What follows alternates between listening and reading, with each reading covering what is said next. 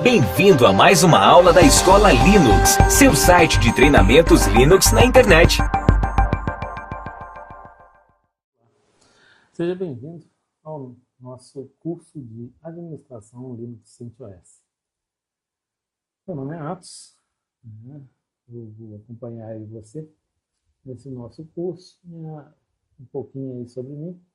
Formação acadêmica, eu tenho curso técnico de manutenção de computadores, em 1900 bolinha, graduação em negócios, telecomunicações e rede de dados, pós-graduação em segurança de rede de dados e fazendo um mestrado de administração. Entre outras coisas, também sou escritor, tenho aí já esses 4 livros, Administração de Servidores Linux, o mais antigo, a infraestrutura de Big Data, com Open Source, um livro bem interessante aí para quem vai trabalhar mesmo com infra, com desenvolvimento, nesse livro eu toco assim, a questão básica mesmo da coisa, cabos, placas, subo para camadas com software, então é bem interessante. O 13 ferramentas para controle, monitoramento e defesa de redes, também é um livro bem interessante para administradores, mas aí já a nível software, são uma série de ferramentas para proteção mesmo, para reduzir a nossa dor de cabeça do dia a dia. E o livro que no momento ainda está para sair, já está pronto, mas ainda não está nas livrarias, que é o 7 Passos para Tuning no Servidor Linux. Também em breve ele já vai estar na livraria prontinho para você. É um livro bem interessante, eu dou alguns toques aí desses 7 pontos aí mais cruciais para você deixar o seu servidor afinado, para reduzir o número de dor de cabeça que a gente tem também. Como experiência profissional, administração de redes há muitos anos, administro redes, servidores, principalmente a parte de servidores. Infraestrutura, já trabalhei com infraestrutura interligando pontos assim diversos dentro de um município, tanto na área pública quanto na área privada. Então, assim, a experiência já vai para muito mais de 30 anos nessa área aí. Como professor, já leciono há mais de 15 anos, também já vai bem mais do que esses 15 anos aí, nós lecionamos em paralelo com a parte de administração e temos assim, uma experiência boa, com o que seria a dúvida que normalmente o aluno tem.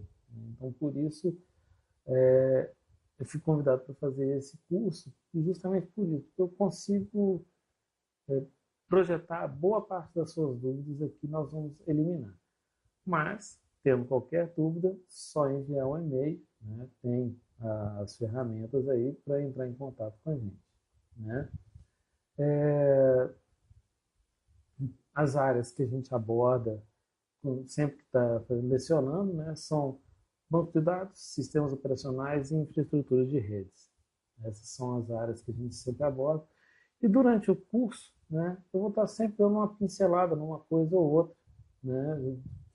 A gente não vai ficar preso dentro de um tema só o tempo todo. Eu vou sempre estar fazendo flashes de outros assuntos para enriquecer aí o nosso curso. O curso ele foi baseado nesses livros, o meu livro Administração de Servidores Linux, do Júlio, Programação em Shell, The Linux Documentation Project, também eu tenho bastante coisa que nós pesquisamos lá, a parte de certificação LPI, busco muita coisa lá, então eu vou dar alguns toques aí, isso aqui tem a ver ou isso não tem a ver com a questão de provas. Então, eu tento focar aí também para que você possa ficar apto a fazer uma prova na LPI. Ok? Também tem aí o Moving to Linux, do Gagné, e Guia de Administração Linux, também do Ruben R., que é um livro também bem interessante aí, que nós também tiramos bastante coisa sobre dele.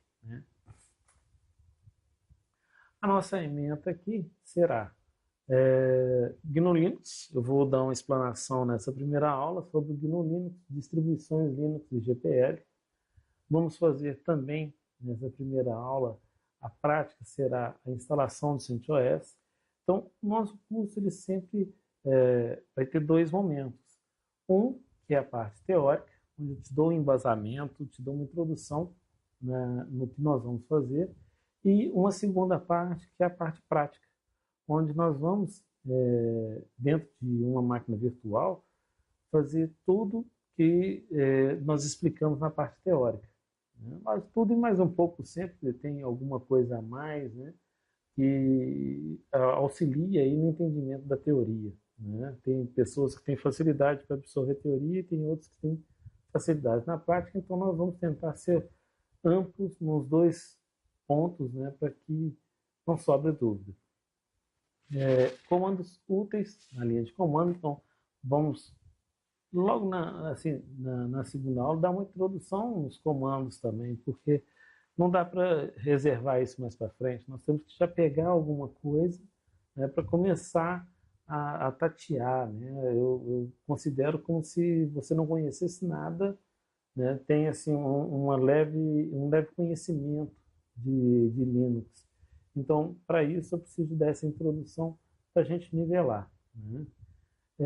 Depois nós vamos ver sistemas de arquivos e diretórios, por que existe tantos diretórios, qual é a função de cada um deles. Né? Nós temos aí o POSIX, né, que é a estrutura que nós seguimos hoje nas distribuições Linux, formatada nesse padrão POSIX. Então nós vamos entrar no detalhe de cada um diretório, o que deve ficar lá. Por que disso?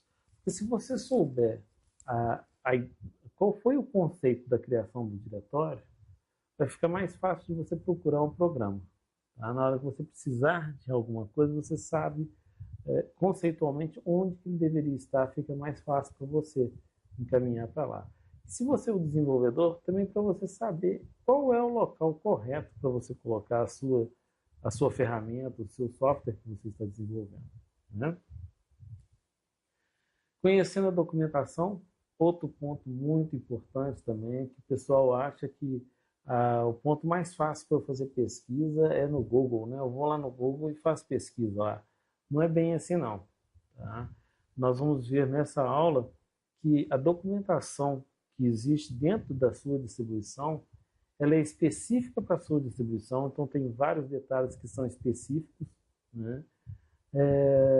Tem vários exemplos e exemplos que foram feitos por quem desenvolveu aquele aplicativo que você está precisando. Né?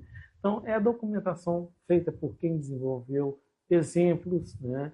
O que foi feito de alteração, né? Com vários níveis de linguagem. Então, é uma aula bem interessante também. Editores de texto, nós vamos ver aí alguns editores de texto, se você vai eleger o seu melhor editor de texto, né? Porque editor de texto, cada um elege aquele que mais se sente confortável. Então nós vamos ver alguns aqui e você vai poder eleger aquele que mais te agrada. Vamos fazer introdução de redes, então nós vamos ver aí arquivos de configuração, local onde eles ficam, como a sintaxe de cada um deles, os comandos, né, os principais comandos, os comandos, não só os comandos básicos, né, aqueles que vêm em todas as distribuições, que eu faço sempre questão de frisar isso com você. Saiba o comando básico. Tá? Nem sempre você vai estar dentro de um CentOS, você pode partir para dentro de um Red Hat, você pode ir para um Fedora, para um Debian, para um Ubuntu. Se você conhece o comando básico, tá? Aqueles comandos que eu chamo sempre de canivete suíço, são comandos que existem em qualquer plataforma, em qualquer distribuição você acha. Então você não fica perdido, né? Eu preciso de fazer X coisa, eu sei fazer essa coisa só lá na distribuição Y, porque tem um menu assim assado. Não, nós vamos aprender como que faz isso lá no Caractere. Porque se você souber fazer no Caractere, você sabe fazer em qualquer distribuição. Uma coisa que o pessoal sempre fala, Linux, então, é melhor. O Windows, né, é melhor porque o Windows já tem uma interface gráfica. Mas se você vê a maioria dos Microsoft Solution Providers que estão certificados, eles trabalham muito no prompt. Por quê? Porque o prompt é muito mais rápido, né? A interface é bonita e tudo mais, mas ela é sujeita a erros. Você pode clicar num lugar onde você não observou e com isso alterar a configuração. É mais lenta, né? Então nós vamos ver aí bastante coisa no prompt, tá? Muito, muito mesmo. Evitar trabalhar com menus. Nós vamos trabalhar mais com prompt, justamente para você poder navegar em qualquer distribuição, né? Até entre as versões no próprio ambiente, você vai ver, né, tem muita diferença. O CentOS 5 para o CentOS 6 para o 7, eles são muito distintos. Tá? Tem muita coisa aí que puxa a rasteira até para a gente que está acostumado a trabalhar no prompt. Um diretório ficava o arquivo de configuração, agora ele mudou para outro diretório, mas são coisas mais simples. Tá? Então, assim, é legal que você saiba trabalhar, conheça os diretórios, conheça os comandos e saiba usar o prompt. Bom, vamos ver também aí, manipulando hardware e dispositivos, né? Como que é, o que o kernel entende, né? Como que a gente faz para que esse hardware novo, esse dispositivo novo seja detectado, então nós vamos ver aí. Administração de usuários, então, o básico do usuário, né? O que é? Criar um usuário, remover um usuário, dar permissão, criar o home dele, criar o ambiente para ele trabalhar, né? Então nós temos que ver isso também. Não é só eu adicionar ou remover o usuário. Tem outras coisas, né? Nós temos aí o scale, que é a pele que o usuário vai ter na hora que ele estiver no prompt, né? Então nós vamos ver isso também.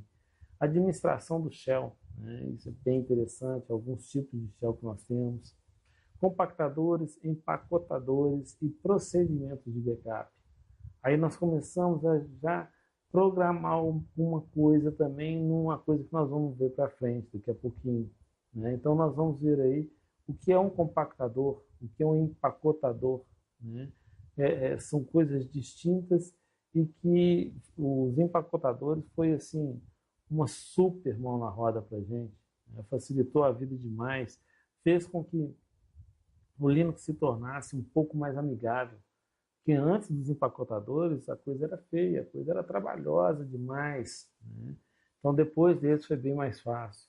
E procedimentos de backup, nós vamos ver alguns procedimentos de backup também, né? E talvez até começar um desenvolvimento, né? Agendamento de tarefas, uma coisa super interessante no Linux, né? Te alivia aí, ter que ficar monitorando, né? Mas isso é uma coisa que é básica, tá? Nós vamos ver aí quais são as ferramentas, não é só o cron, nós temos outras ferramentas de agendamento de tarefa também. Então nós vamos ver agendamento de tarefa, os estilos de arquivos de configuração para ela, né? Instalação de programas, vamos ver várias formas de se instalar um programa no ambiente Linux, tá? Então não só os empacotados, mas também outras formas aí, como compilados, né? Programas que vieram de outro ambiente, também eu consigo fazer instalação, né? Então eu tenho um programa que foi empacotado para Debian e eu quero usar ele dentro do CentOS, então nós vamos ver algumas coisas aí. Depois entramos em uma aula super interessante, que é Shell Script, né? A gente vai estar vendo Shell Script praticamente desde conhecendo a documentação, desde alguns comandos básicos, a gente vai estar começando a trabalhar com Shell.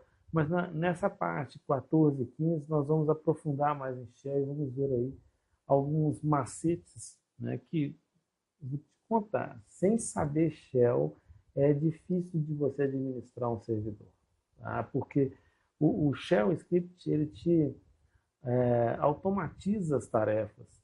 Então você consegue evitar aí uma série de erros de digitação, por exemplo, né? Você está digitando uma coisa, acaba digitando errado. Então, se você faz uma coisa mais de uma vez, vale a pena você fazer um shell script. Porque assim, da próxima vez que você for ter necessidade, você executa aquele shell script, aquele programa, e pronto, né? Você já vai ter a função feita, aquela execução procedida, sem erros de digitação, sem dúvidas, né? Eu vou ter que sair pesquisando de novo os manuais para ver como que eu executo esse comando que eu executei há tanto tempo atrás. Então, assim, tem uma série de coisas que o Shell Script é super útil, tá? Principalmente automação, né? Eu tiro aquele serviço que eu tenho que ficar fazendo todo dia, eu tenho que verificar isso, isso, isso. Eu coloco no Shell Script e junto com o agendador de tarefa. Então, o agendador de tarefas vai fazer a execução do meu script de tanto em tanto tempo, né? Seja ele de minuto em minuto, uma vez por ano, uma vez por semestre, uma vez por dia, uma vez por semana, ao ligar a máquina, né? Então, nós temos assim, uma infinidade de flexões para esse tempo, né? O Chrome, juntamente com o Shell Script, reduz o nosso trabalho do dia a dia. Gerenciando processos. Então, nós vamos ver aí o que são os processos, né? O Linux, para ele, o que é um processo? O processo é tudo, né? Do momento que ele starta um processo que administra todos os processos, que são os programas que estão sendo executados. Nós vamos ver aí como gerenciar esse processo, né? O que eu preciso de fazer com um processo desse, né? O que pode acontecer com o processo para eu ter que gerenciá-lo, tá? Níveis de execução e System 5 também é uma coisa interessante. Quando eu falei aqui agora, né, de processo, eu falei, na hora que eu ligo o Linux, ele starta um gerenciador de processo, né? O primeiro processo é o gerenciador de processo. Isso está dentro do conceito de níveis de execução, porque eu tenho vários níveis, né? Eu posso estar trabalhando no modo manutenção, ou no modo multiusuário, ou no modo sem suporte à rede, né? Tem vários níveis de execução do sistema operacional, né? E System 5, que vem aí do nosso velho amigo, né? Xenix System 5, né? Que é uma estrutura de níveis de execução que era usada no Xenix e que se tornou tão popular que acabou que foi também absorvida no ambiente Linux, tá? Então, disso aí, dessa frase, tá? Só falando para você, existe uma série enorme de comandos que foram migrados de outros ambientes para dentro do Linux. Por quê? Porque o Linux veio depois. Então, pessoas que trabalhavam com Unix, com Edix, com Xenix, cada um veio trazendo aquela mania, aquele vício que ele tinha de executar um comando de tal forma. E aí foram sendo criados, né, alguns recursos para que ficasse idêntico ao ambiente que ele veio. Então, por isso, você vai ver que, assim, formas diferentes de executar a mesma coisa. Muitas vezes isso acontece. Por quê? Porque era executado com o comando X para quem veio do ambiente X, comando Y para quem veio do ambiente Y. Então, isso é bem interessante. E o System 5 é um desses exemplos aí que o próprio sistema absorveu, né? O próprio GNU Linux absorveu.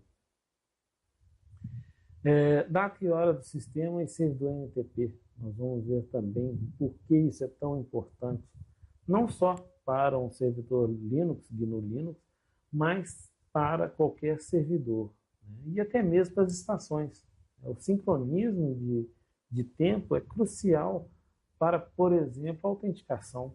Uma máquina, ela, quando se autentica no servidor de autenticação, no servidor, se estiver estipulado que ela vai ficar autenticada durante X tempo, só isso já entrou aí a variável tempo. Então, que momento ele se logou? A partir desse momento que ele se logou, eu começo a fazer a contagem. Aí eu vou cancelar essa licença que foi dada para essa máquina no tempo X. Para que tudo esteja sincronizado, um servidor NTP é necessário. Então, nós vamos ver isso também. Trabalhando com módulos, é uma aula bem interessante porque o Linux trabalha com esse conceito de módulos, que foi a grande revolução, né, entre ele e, por exemplo, o Xenix e o Unix. Tá? Esse foi um grande ponto de diferença entre o ambiente GNU Linux e o ambiente Unix. Nós vamos ver aí o porquê disso, por que foi tão crucial assim, para o GNU Linux isso. Né? Vamos fazer a configuração de servidores SSH, né, que é uma das ferramentas aí, apesar de estar lá na frente da ementa, nós logo no início vamos ter que fazer essa configuração e depois nós vamos ver ele em mais detalhes, né, com a lupa, né, olhando mais detalhes de um servidor SSH. O rsyslog hoje é o mais usado dos servidores de log aí de todas as distribuições, o rsyslog. Então nós vamos ver esse log, esse rsyslog é a nossa tábua da salvação, né? Na hora que tem um problema esquisito na máquina, procura ele, porque ele vai te auxiliar. Ele tem a informação da ferramenta que está dando problema, ou ele tem a informação do kernel, né? Ele que vai ajudar a gente aí. Vamos ver o Apache, um dos maiores aí, aliás, é o maior servidor web hoje na internet, né? É o Apache, ainda ninguém conseguiu ultrapassar ele em número de instalações. Então nós vamos ver o Apache e alguns conceitos aí dele, né, que são utilizados no NGIX, né, e em outros servidores também, que acabam seguindo alguns modelos que a Apache criou, né, porque é um servidor muito robusto, é lógico que quem veio depois quer aproveitar aquilo que já foi inventado e que é bom. Né. Nós vamos ver também o servidor de DNS, então nós vamos configurar um servidor de DNS, um cliente de DNS, ver aí alguns detalhes, o porquê é interessante ter um servidor e quais são as situações. Né? E, para finalizar, uma experiência, um experimento muito legal de alta disponibilidade, ou 24/7, como você preferir, né? Onde nós vamos montar aí um servidor, né? Virtual, que, na verdade, ele trabalha com duas máquinas por trás, sendo que uma máquina monitora a outra. Né? Então, no conceito de master slave, de mestre e escravo, onde se o mestre cair, o escravo vira mestre e responde para o cliente. E o cliente nem vê que houve uma queda de um dos serviços. Aí depois você consegue dar manutenção nessa máquina que caiu, levantá-la de novo, e o cliente nem vai perceber e volta a trabalhar na outra máquina, elas vão estar sincronizadas. Então, alta disponibilidade nesse conceito aí é bem interessante, que nós vamos ver também aqui. Né? Bom, espero que seja bem interessante para você essa ementa. Daí que nós vamos preparar e vamos caminhar com o nosso curso. Como eu já disse, vou fazer uma série de inserções aí de assuntos interessantes, de pontos de comparação, né, para você que não tem muito hábito com o ambiente GNU Linux. Também vou mencionar coisas que têm a ver com o Windows, para que você possa ter um embasamento, sabe? A questão de você comparar uma coisa nova com uma coisa que você conhece te auxilia muito a entender aquilo que está sendo explicado. Então, vou sempre estar tentando fazer um paralelo com o que pode ser o seu conhecimento já adquirido, né? E aí, com isso, facilitar um novo conhecimento para você, ok? Bom, então é isso, essa introdução que eu queria passar. E na próxima aula aqui nós já vamos ver o GNU Linux, algumas distribuições e alguns pontos, né, de diferencial que cada uma tem. Com isso, né, você já fica mais fácil para você também eleger não só o seu editor de texto, como é o tema da 6 ali, mas também eleger uma distribuição. Né? Às vezes você está fazendo um curso do CentOS, mas se vê afinidade com o Debian ou com o Ubuntu. Né? Então, nós vamos aqui neste curso se basear no CentOS, vamos estar trabalhando com a distribuição CentOS no prompt dela, né? Mas, como eu disse, eu vou estar utilizando ferramentas que são comuns a todos os ambientes. Lógico que ferramentas também exclusivas do CentOS nós vamos ter que mostrar, porque tem algumas coisas que só o CentOS tem. Tá? Então é isso. Queria fazer essa introdução para você e vamos então para a segunda aula. Te aguardo lá.